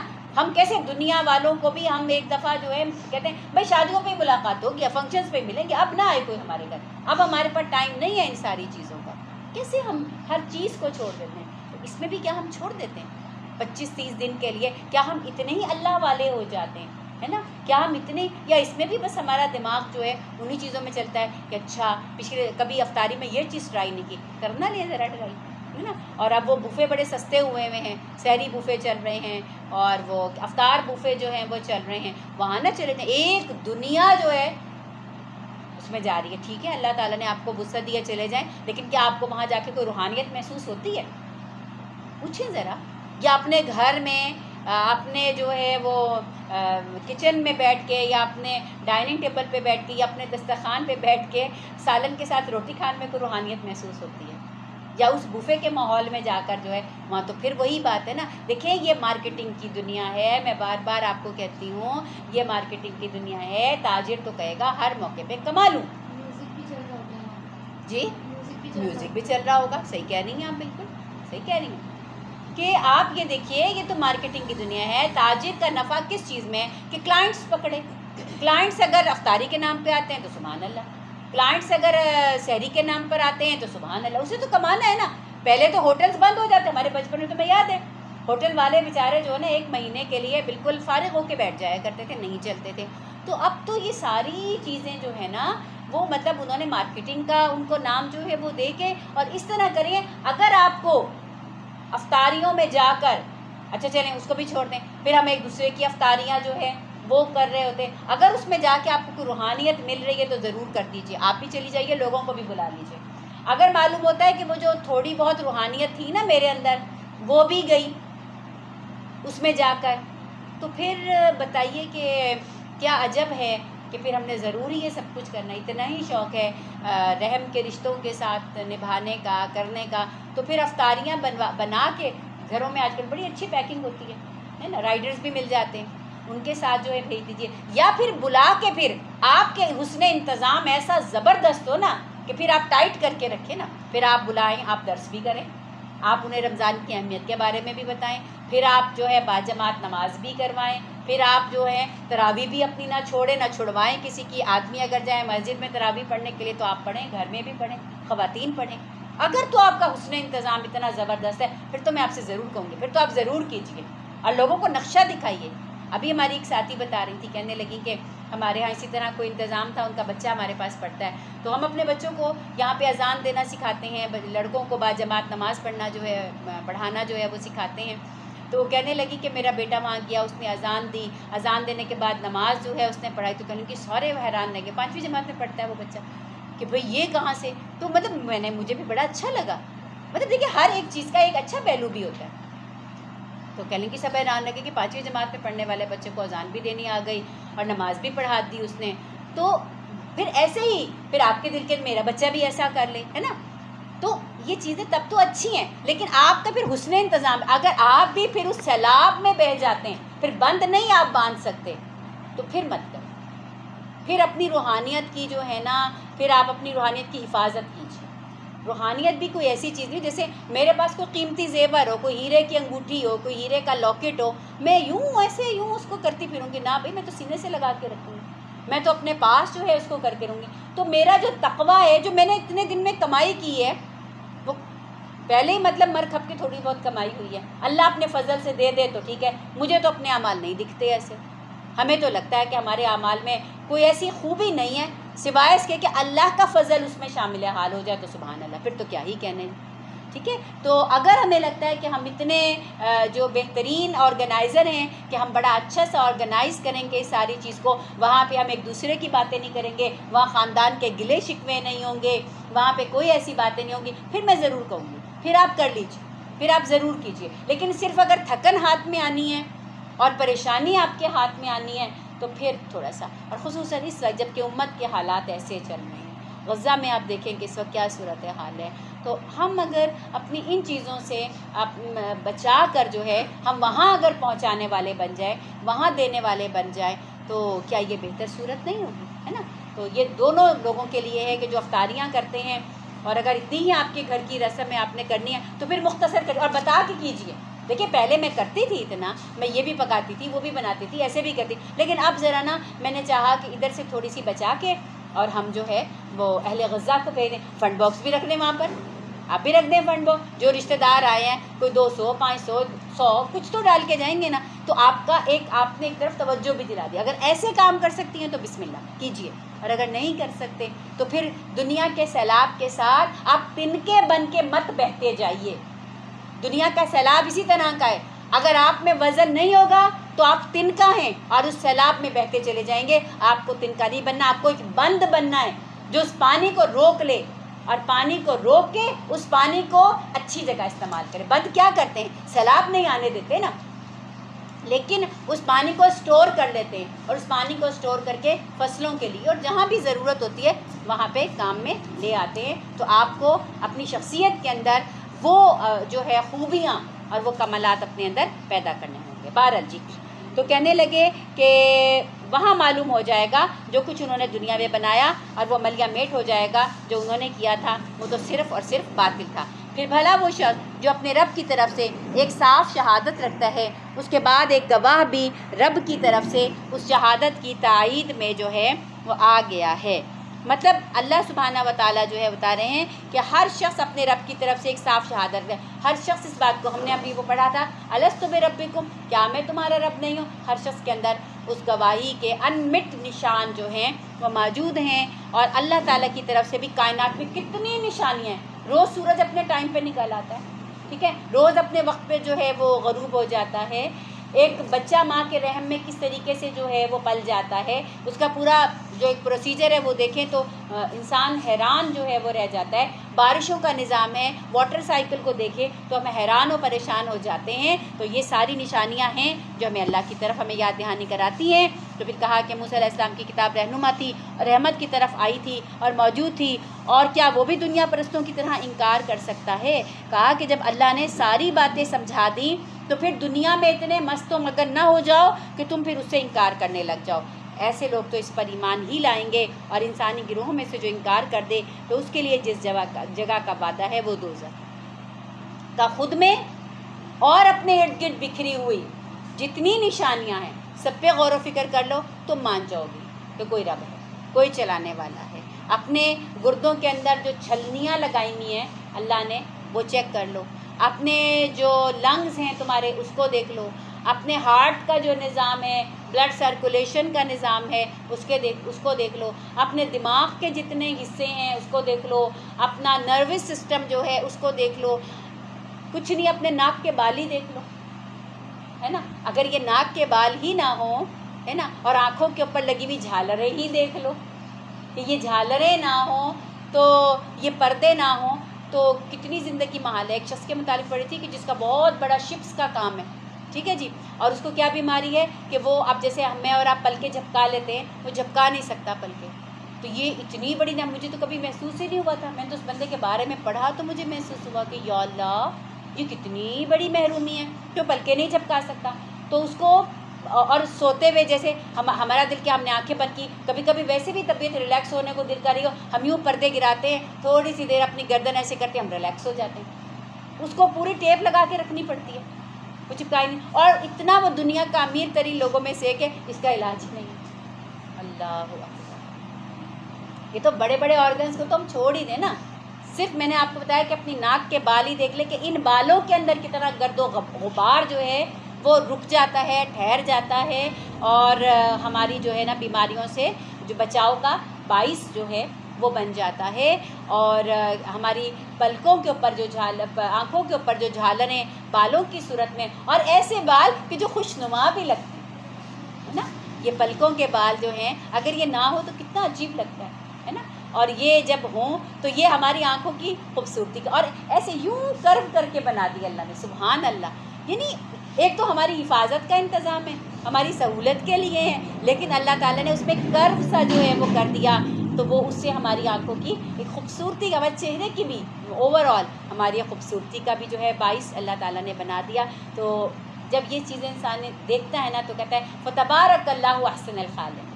بڑی برکت والی ذات ہے اس اللہ کی جو بہترین پیدائش جو ہے وہ کرنے والا ہے، بہترین پیدا کرنے والا ہے. تو کہا کہ اگر ابھی بھی یہ سب کچھ دیکھ کر کوئی انکار کر دے تو اس کے لیے تو پھر جس جگہ کا وعدہ ہے وہ دوزخ ہے. بالکل صحیح ہے، بنتا بھی ہے. تو پیغمبر تم شک میں نہ پڑنا، مگر حق یہ ہے کہ رب کی طرف سے اکثر لوگ جو ہے تمہارے رب کی طرف سے، مگر اکثر لوگ اس کو مانتے نہیں ہیں۔ اور اس شخص سے بڑھ کے ظالم کون ہوگا؟ جو اللہ پر جھوٹ گھڑے۔ جھوٹ گھڑے سے مراد کیا ہے؟ اللہ کے ساتھ اللہ کی بڑائی میں، اللہ کی کبریائی میں کسی اور کو بھی شریک کرے، تو یہ تو جھوٹ ہو گیا۔ اور جو لوگ اپنے رب کے حضور پیش ہوں گے وہ گواہی دیں گے، شہادت دیتے ہیں کہ یہ ہیں وہ لوگ جنہوں نے اپنے رب پر جھوٹ گھڑا تھا۔ سنو، خدا کی لعنت ہے ظالموں پر۔ یعنی کہ عالم آخرت کا بیان دیا جا رہا ہے کہ وہاں کیا اعلان ہوگا؟ وہاں جب پیش ہوں گے، گواہ شہادت دیں گے، تو جنہوں نے جھوٹ گھڑا تھا، جن کے نام سے جھوٹ گھڑا تھا، وہ بھی ان سے اظہار بیزاری کر دیں گے۔ اور ان ظالموں پر خدا کی لعنت ہے جو خدا کے راستے سے روکتے ہیں اور اس راستے کو ٹیڑھا کرنا چاہتے ہیں۔ ہم نے ابتدا میں سورہ فاتحہ میں کیا پڑھا تھا کہ اہدنا الصراط المستقیم، اللہ مجھے سیدھے راستے کی جو ہے وہ سمجھ جو ہے عطا فرما۔ تو اللہ کا راستہ ہے سیدھا۔ اچھا، اب کچھ راستے ہیں خواہشات کے، اور خواہشات کے راستے ہیں ٹیڑھے میڑھے، ٹھیک ہے، وہ زگ زیگ ہیں، وہ ادھر سے کبھی ادھر لے کے جاتے ہیں، کبھی ادھر لے کے جاتے ہیں، اور ایسے ہی بندے کو گمراہ جو ہے وہ کر کے چھوڑتے ہیں۔ تو اللہ نے کہا کہ یہ لوگ زمین میں اللہ کو بے بس کرنے والے نہ تھے، اور نہ اللہ کے مقابلے میں کوئی ان کا حامی و مددگار تھا۔ اب انہیں دوہرا عذاب دیا جائے گا، یعنی جو اللہ کے سیدھے راستے کو ٹیڑھا کرتے ہیں اور گمراہ ہوتے ہیں اور گمراہ کرتے ہیں، تو ایسے لوگوں کو اپنا ہی نہیں بلکہ جن کو انہوں نے گمراہ کیا ان کا بھی عذاب دیا جائے گا۔ وہ نہ کسی کی سن ہی سکتے ہیں اور نہ خود انہیں کچھ سوچتا تھا۔ یہ وہ لوگ ہیں جنہوں نے خود کو بھی گھاٹے میں ڈالا اور سب کچھ ان سے کھو گیا جو کہ انہوں نے گھڑ رکھا تھا، یعنی ان کے بھروسے، ان کے سفارشی، ان کے سرپرست، جن جن پہ ان کو گمان تھا نعوذ باللہ اللہ کو چھوڑ کر کہ یہ کوئی ہماری مدد کریں گے، ہمیں کہیں سے بچا لیں گے، اللہ نے کہا نہیں، کوئی ان کو بچا جو ہے وہ نہیں پائے گا۔ اور جو ایمان لائے، جنہوں نے نیک عمل کیے، اور پھر کہا کہ یہ وَأَخْبَتُوا إِلَىٰ رَبِّهِمْ، اور اپنے رب ہی کے ہو کر رہے، ہے نا۔ یہ ایک انسان کی صفت ہے۔ ہم ایک فانی انسان ہیں اور مٹی سے بنی ہوئی ایک مخلوق ہے، ایک عاجز سی مخلوق ہے۔ ہمارے بھی دل میں یہ خواہش ہوتی ہے کہ جو رشتہ ہم سے بن گیا نا وہ ہمارا ہی ہو کر رہے، اس رشتے میں کوئی ملاوٹ جو ہے وہ نہ، میرا بچہ جتنی اہمیت مجھے دیتا ہے نا وہ کسی کو بھی نہ دے، ٹھیک ہے، میرا شوہر کی جتنی میں محبوب ہوں نا، کوئی اور عورت جو ہے وہ اس کی نظروں میں ویسی جچے ہی نہ۔ تو پھر اللہ جو سب سے بڑا ہے، جو مالک ہے، جو خالق ہے، جو زندہ کو مردہ کرتا ہے، مردے کو زندہ کرتا ہے، جو ہر چیز پہ خدا، وہ نہیں چاہے گا کہ ہم اللہ ہی کے ہو کے رہیں، ہمارا جینا، ہمارا مرنا اللہ ہی کے لیے ہو، ہے نا۔ وہ ہے نا ابراہیم علیہ السلام کی دعا، ان صلاتی و نسکی و محیایا و مماتی للہ رب العالمین۔ بس یہی مومن کا جو ہے نا ایک موٹو جو ہے وہ ہونا چاہیے، یہی ہمارا نصب العین جو ہے وہ ہونا چاہیے۔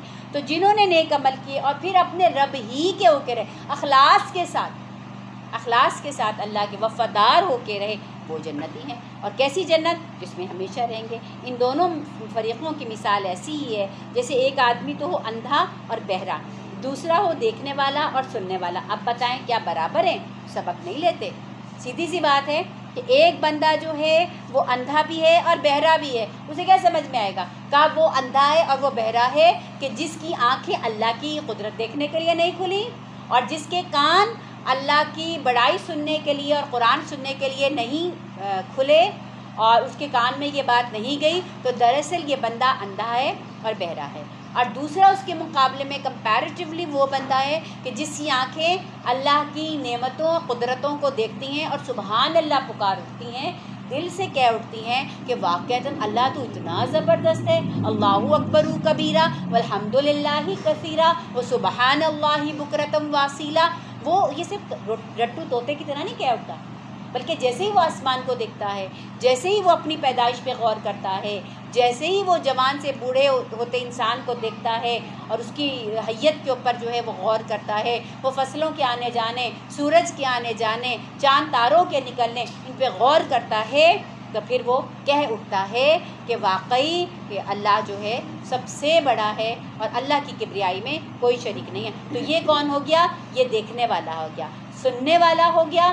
سننے والا کون ہو گیا؟ کہ جو اللہ کی آیات کو سنتا ہے، اس میں سے اپنے تذکرے پہ کان لگا دیتا ہے، ٹھیک ہے، اور وہ سوچتا ہے میری، اور پھر اس میں جو مجھے ہدایات آ رہی ہیں اس کو تو بہت ہی اٹینٹیو ہو کر سنتا ہے کہ مجھے کیا کرنا ہے، مجھے اپنا لائحہ عمل جو ہے وہ کیا بنانا ہے، مجھے اپنا ضابطہ حیات جو ہے وہ کیا اختیار کرنا ہے۔ تو اللہ نے کہا بھلا بتاؤ کہ اندھا اور بہرا اور بینا اور جو ہے وہ سماعت والا کیا یہ برابر ہو سکتے ہیں؟ بالکل نہیں برابر ہو سکتے، ٹھیک ہے۔ تو اور ایسے ہی حالات ہے جب ہم نے نوح علیہ السلام کو ان کی قوم کی طرف بھیجا، آدم ثانی نوح علیہ السلام کا تذکرہ آ گیا اور انہوں نے کہا میں تم لوگوں کو صاف صاف خبردار کرتا ہوں کہ اللہ کے سوا کسی کی بندگی نہ کرو، ورنہ مجھے اندیشہ ہے کہ تم پر ایک دردناک عذاب آ جائے گا۔ جواب میں اس کی قوم کے سردار جنہوں نے ان کی بات ماننے سے انکار کیا تھا، یہ پہلے بھی ہم نے پڑھا تھا کہ نبیوں کی مخالفت میں نمبر 1 کون ہے؟ جو اس قوم کے بڑے ہیں، سردار ہیں، بولے ہماری نظر میں تو اس کے سوا کچھ بھی نہیں ہو، تم ایک انسان ہو ہم جیسے، بڑا المیہ ہے قوم کا۔ نبی جب ان کے سامنے ہوتے ہیں تو لوگ کہتے ہیں کیوں مانے تمہاری بات، تم تو ہمارے ہی جیسے تو ایک بشر ہو۔ نبی جب دنیا سے چلے جاتے ہیں تو لوگ جھگڑتے ہیں اس بات پہ کہ نبی بشر نہیں تھے۔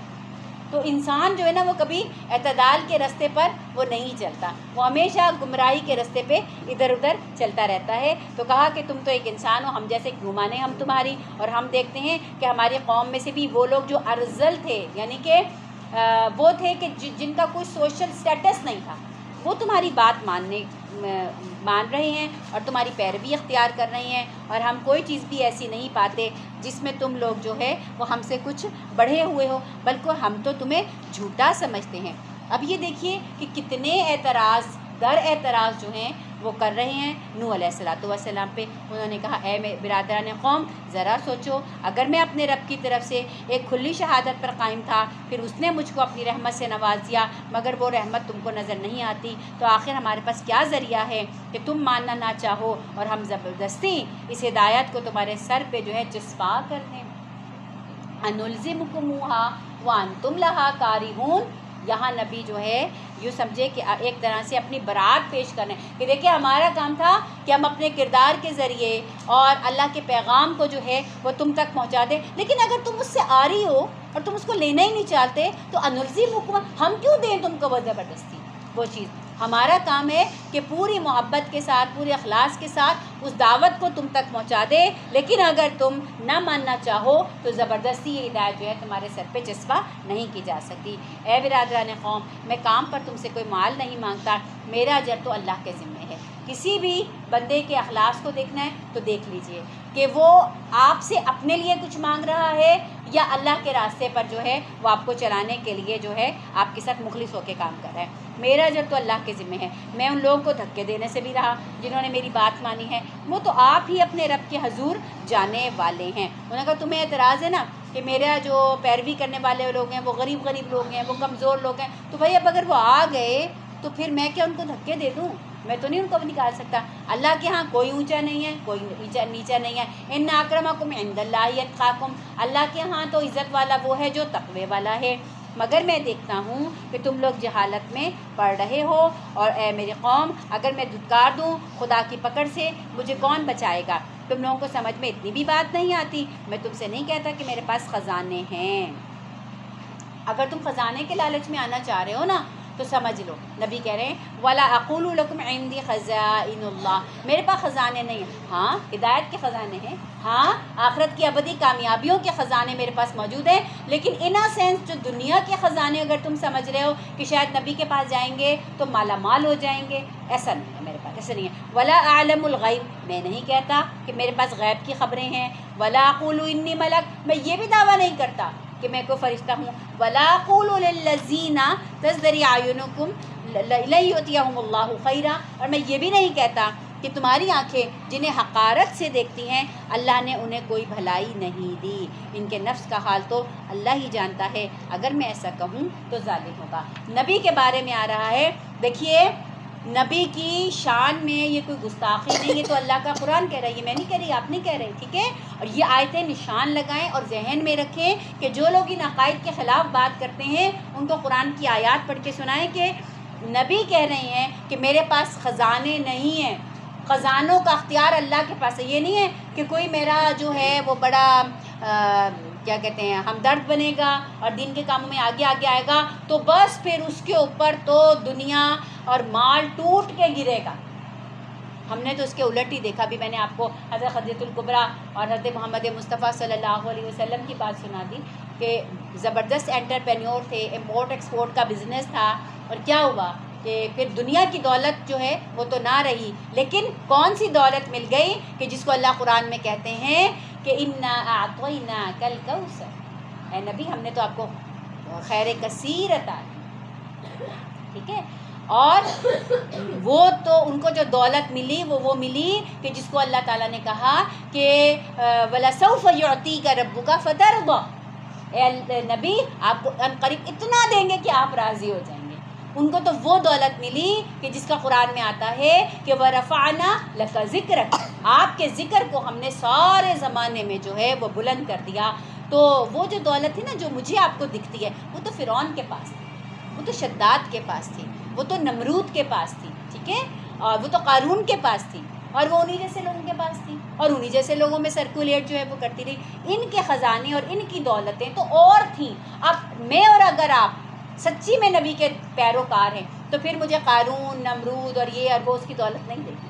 حضرت صدیق اکبر رضی اللہ تعالیٰ عنہ ان کے پاس بھی بہت دولت تھی، اور جب اسلام لے کر آئے تو کیا ہوا کہ بدن کے اوپر ٹاٹ کے کپڑے آ گئے.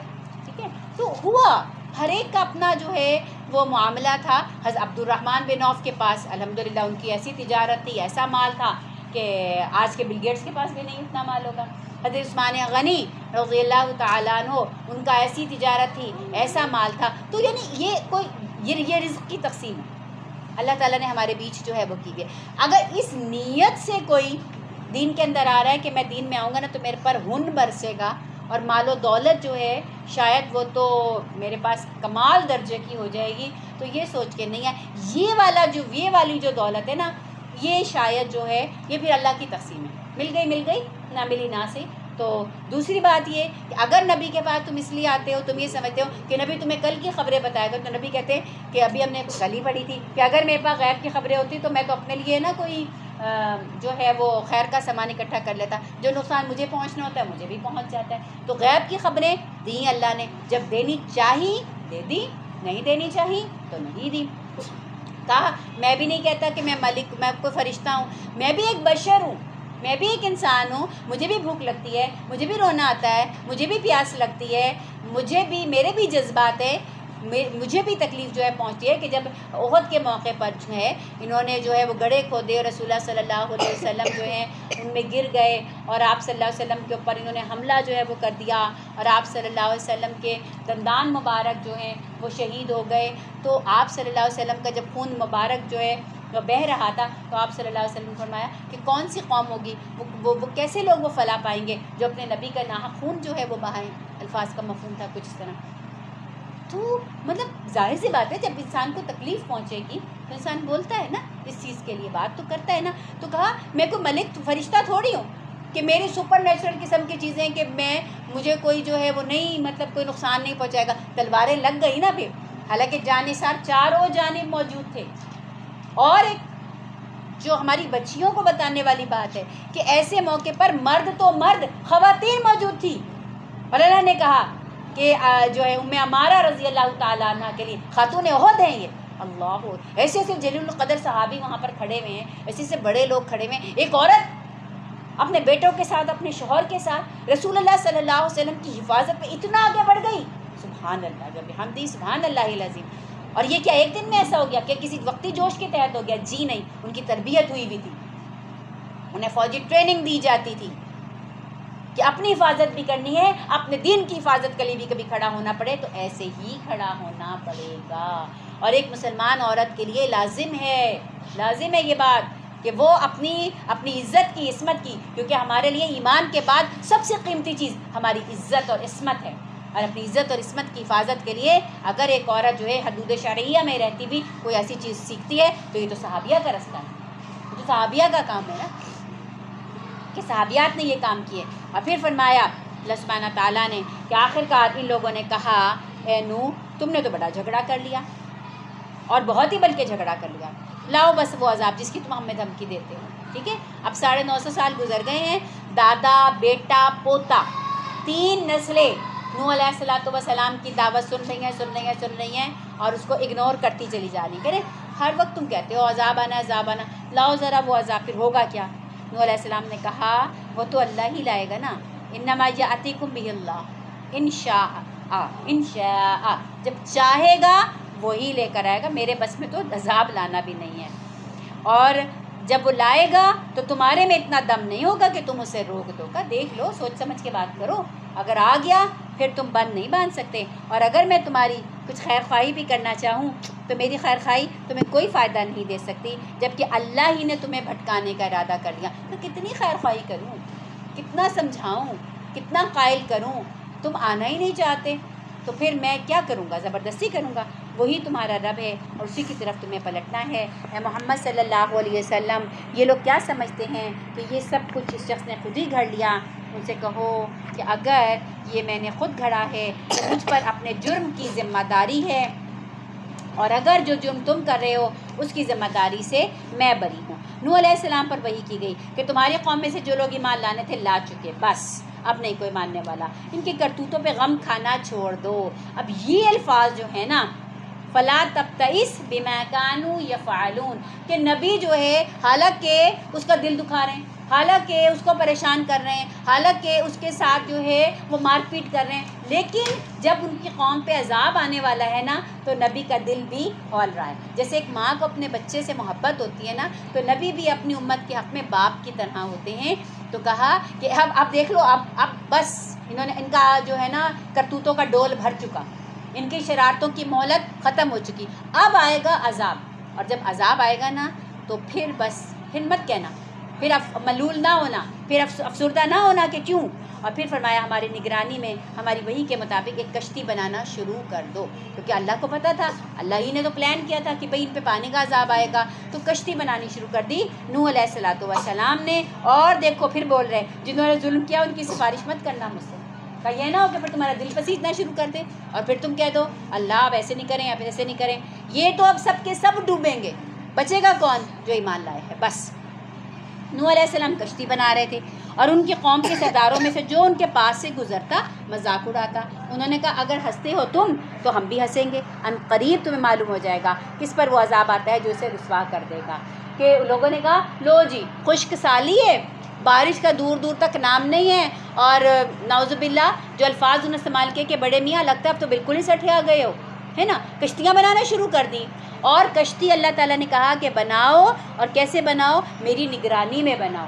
تو گویا کشتی بنانا بھی اللہ سبحانہ و تعالیٰ نے تعلیم کی نوح علیہ السلام کو، اور وہ کشتی قیامت سے پہلے دریافت ہوگی، اور بہت ساری اس میں آیا ہے کہ وہ کشتی اوپر سے انہوں نے کہیں دیکھی ہے، اور جیسے فرعون مل گیا ہے نا، فرعون کی لاش کو اللہ نے کہا تھا نا ہم اس کو نشانی بنائیں گے، اور اب وہ عجائب گھر کے اندر رکھی ہے، آپ ٹکٹ خریدیں اور جا کے دیکھ لیں۔ وقت کے بادشاہ کو، وہ بادشاہ جو بچے سے کرا دیا کرتے تھے، جن کے محل جو تھے وہ ایسے شاندار تھے کہ وہ ایک مثال تھے دنیا کے لیے، وہ بادشاہ پہ ٹکٹ لگا ہوا ہے اور آپ جا کر اس کو دیکھ سکتے ہیں۔ تو جودی پہاڑ والی جو کشتی ہے نوح علیہ السلام کی، یہ کشتی بھی جو ہے وہ موجود ہے، اور انشاءاللہ قیامت سے پہلے وہ بھی سامنے جو ہے وہ آ جائے گی، کہیں پہ آثار اس کے ملے ہیں کہ وہ کشتی موجود ہے، لیکن ابھی انسان وہاں تک پہنچے نہیں۔ بہرحال کہا کہ اگر تم ہم پہ ہنستے ہو تو ہم بھی ہنسیں گے، اور پتہ چل جائے گا کہ کس پہ آتا ہے وہ عذاب جو اسے رسوا کر دے گا، اور کس پہ ٹوٹتی ہے وہ بلا جو ٹالے نہ ٹلے گی۔